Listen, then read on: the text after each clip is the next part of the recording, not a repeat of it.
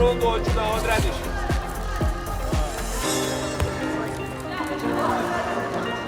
Koljeno između nogu, koljeno ulazi između njega.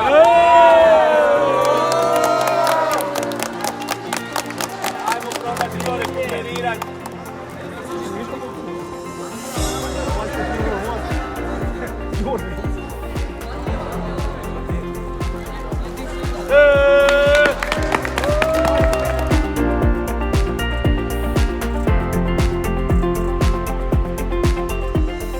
Хочу выразить большую благодарность моим тренерам, которые тратят на меня время, вкладывают большой труд.